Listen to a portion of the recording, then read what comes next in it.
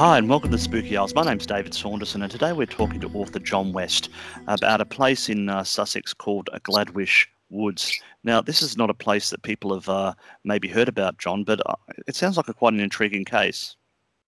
It is. It's in Sussex, a place called Burwash, well, near a place called Burwash, and it's got a connection with Rudyard Kipling because he had a house there, and I believe it's now owned by the National Trust, so you can go in there, and that's apparently haunted by Rudyard Kipling, the actual house, but the wood is nearby, and he was aware of the haunting, and I'll quote what he said. There is a wood about a mile from my house which is full of a sense of ancient ferocity and evil, and I've sometimes, while taking an evening walk through it, felt a secretive and menacing feeling all around me, holding me expectant and always on guard. And he called it an evil wood, and on one occasion he even felt that there was a presence there who was preventing him from moving on and literally forced him back. So he tended to avoid the area after that, but he told the author Thurston Hopkins in the 1930s about it, and Hopkins had a load of books published on ghosts, Sussex, and also Oscar Wilde. And I think he did a biography of Rudyard Kipling as well. But Hopkins was intrigued by it and decided to have a ghost hunt down there. So they're even doing ghost hunts in the 1930s. Okay, and what was actually, he said he had some, he felt Rudyard Kipling felt some kind of presence there. Yes. Did Thurston Hopkins feel the same thing? Yes, well, what happened, he was intrigued by it, as I said, and he organised a ghost hunt in the 1930s, and about 30 people turned up at the wood, and this was about 11:30 at night. And he was told by some of the people who were locals that the wood was haunted and that people avoided it at night because they heard groans, strange noises, figures were seen, and there was also a story that a body had been concealed there. So basically, what happened? They were on the edge of the wood, and a chap called Blunden decided he wanted to go into the wood. Now, Hopkins wasn't in favour of this for the simple reason that it was quite dangerous. There was a lot of pools in there and old medieval chalk pits, things like that. And obviously, you could have fallen in and got injured and whatever. But this chap was insistent. And so what Hopkins said, well, okay, if you want to do it, take a whistle with you and blow it every few minutes so we know you're okay. And the chap said, yes, sure, I'll do that. So he sort of stumbled off into the undergrowth, and they saw him gradually disappear. And they heard the whistle blown, I think once or twice. And then they decided to take a break for 20 minutes and just have a rest. And then they didn't hear anything for quite a while, and they got a bit worried.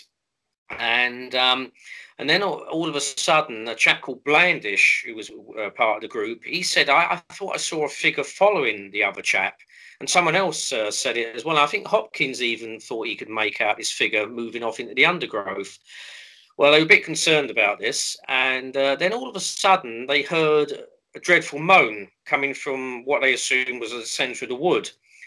So he decided, he thought, oh God, the bloke's been injured, he's fallen over, he's fallen into a pit or whatever, he's just tripped, and so he decided to go in and investigate, and Blandish went with him, and he left the group in charge of this other chap, and they made their way into the woods, and they came across this chap, London, and he was basically in a state of shock. They couldn't get anything out of him for some time. And then when he came to, he told them that he'd seen something, and he explained what had happened. And so what it was, he'd gone off on his own, as I said, and he'd followed his trail, and he disturbed animals, sort of badgers, owls and that. But he basically got used to it. And he eventually emerged into what he assumed was the centre of the wood. And then all of a sudden he heard like these noises as if something was coming towards him. And at first he thought, oh, perhaps it's an animal or something, a fox. But then he realised it was larger. And it was a choking sound, moans as well. And it sounded human to him.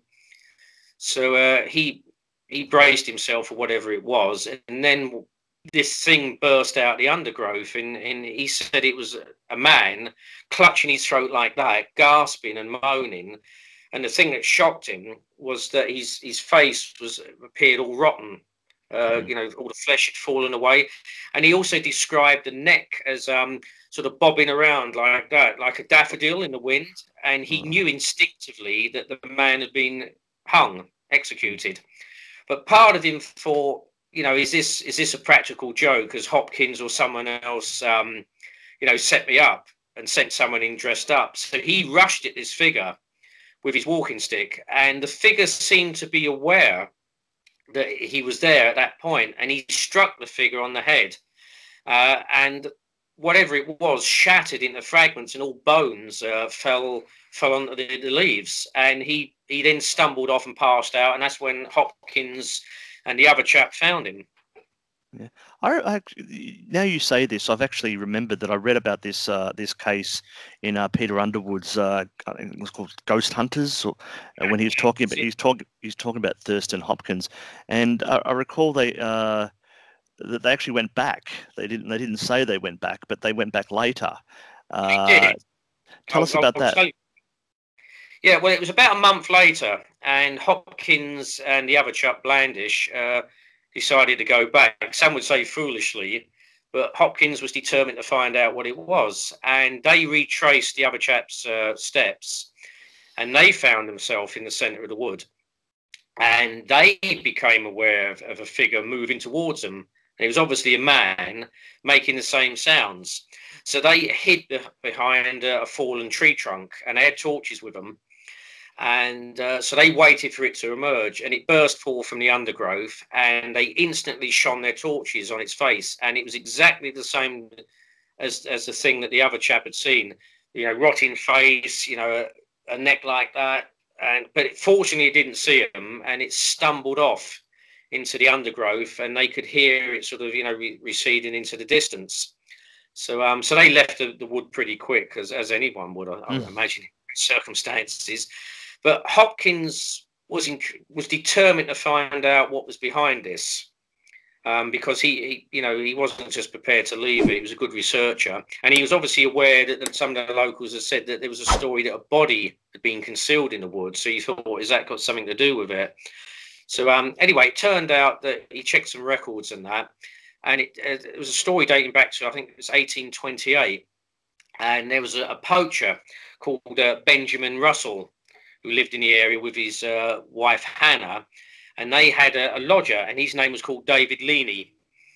And one night Russell decided he wanted to rob a farm and nick some corn, and he wrote the lodger in, Leaney. The wife was totally against it. She said, no, don't do it, because back then, you know, you could still be executed for things like that. You know, I think you could be executed for about 50 different things back then. You could, you know, nicking a loaf of bread or stealing a sheep, something like that. And anyway, so they did it. They got the corn, and they were coming back through Gladwish Wood. And Russell collapsed and fell forward. He'd stumbled. And Leaney went over to him to help him. And he was shocked to see that the man had died. So obviously his heart had given out. He wasn't in the best of health, apparently. And carrying the corn had caused his heart to burst or whatever. So he panicked. So he went back and told Hannah.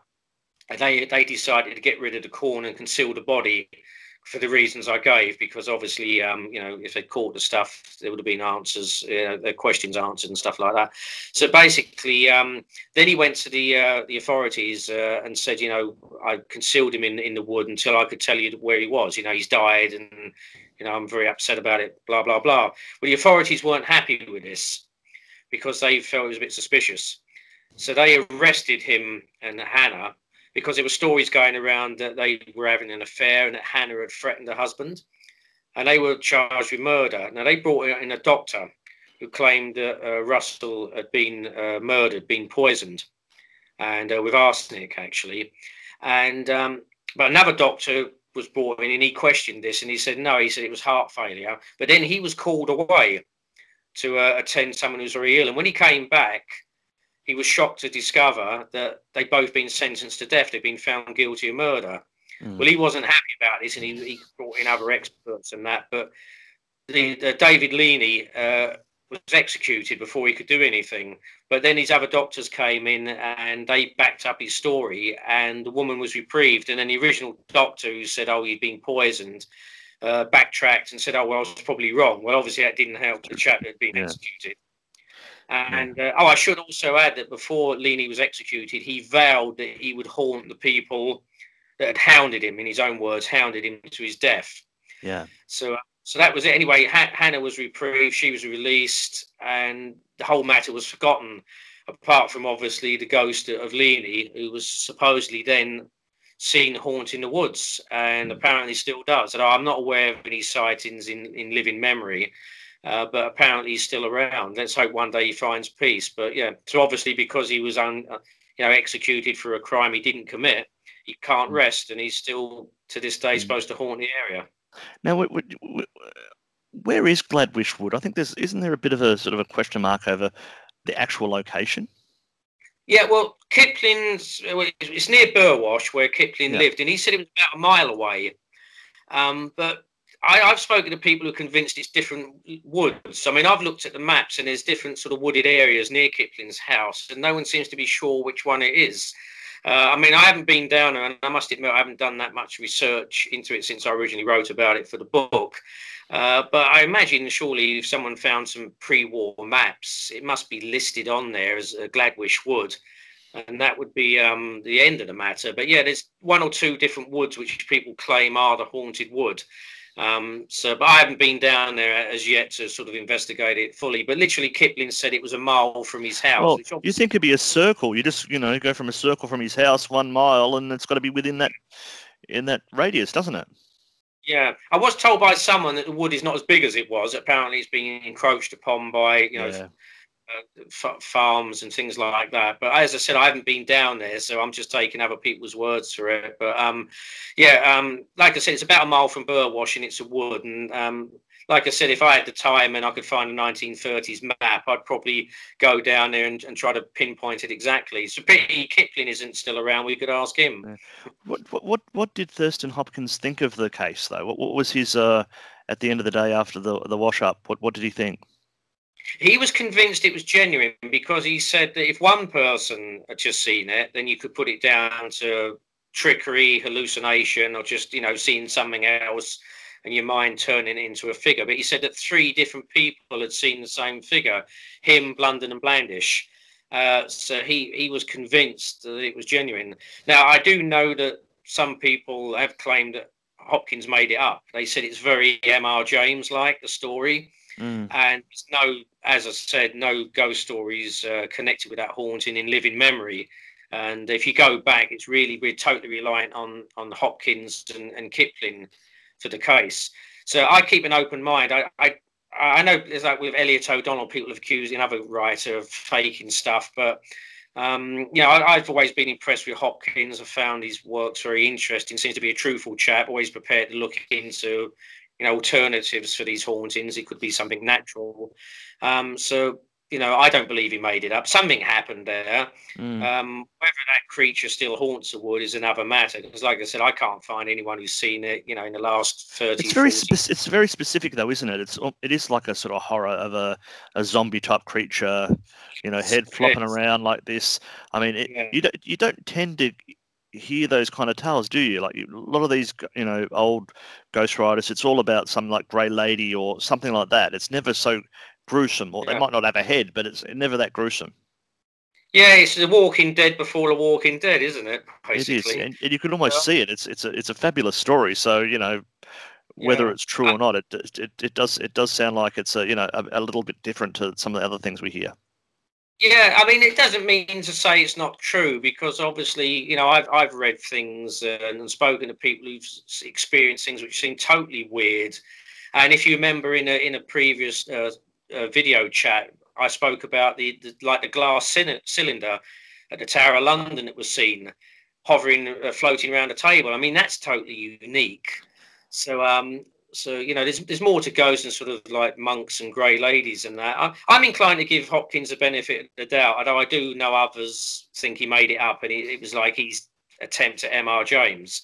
But I'm going to give him the benefit of the doubt on that. I mean, if anyone's watching this and lives in Sussex, then get an old map, find the wood, go there about 11:30 at night, and hope that it doesn't get you, and come back and tell us. Well, I'd be encouraged to do it if I didn't think I'd just get lost and it'd be a waste of time. So, and you're probably right. It probably is a farm now. I remember when I went past when I first came to England, and I was driving and I was going past Sherwood Forest, and I don't think there's much of that anymore. So, I mean, a lot of these places around Britain just don't exist anymore. So, it may well just be a haunted farm now. Well, we're talking about 90 years ago, and someone did tell me that the wood, part of it had been chopped down and they turned it into fields and things like that. So, yeah, I mean, there's some of it apparently left, but not as much. And it is a dangerous area because, there are a lot of chalk pits and things like that. And I always remember reading years ago, they found a little chalk pit, and there was a skeleton at the bottom of a man and a horse, and they'd obviously been riding through, not Gladwish, but they'd been riding through this wood, and obviously the ground had given way, and they'd both fallen into this old chalk pit, and obviously being killed on impact, was just broken bones and died there. So it's not exactly a safe place to walk. I wouldn't want to end up at the bottom of the chalk pit. I think I'd have to at least tell a few people where I was going beforehand. Yeah, well, you've just convinced me. I'm not going then. So I'll have to let you go and get your map and find out and do the discovery yourself. Now, anyway, John, just before we go, I saw a little bit of news on the internet this week. You've got a new book coming out. Yeah, I'm calling this one Britain's Ghostly Heritage, and I'm sending it. It's been proofread at the moment. It's been sent to the publishers in December, so it won't be out till next year. And it's basically similar to the first one, although I have got a couple of stories from the Republic of Ireland in there. Just ghost stories from Wales, England, Scotland, and as I said, Ireland. And some of my favourites again, and perhaps lesser known tales, and also a couple of chapters on different ghosts in Lincoln and York, because I think Lincoln's a bit of a neglected place when it comes to ghosts. I know there's a couple of books out about it, but not many people are aware of the ghost stories there.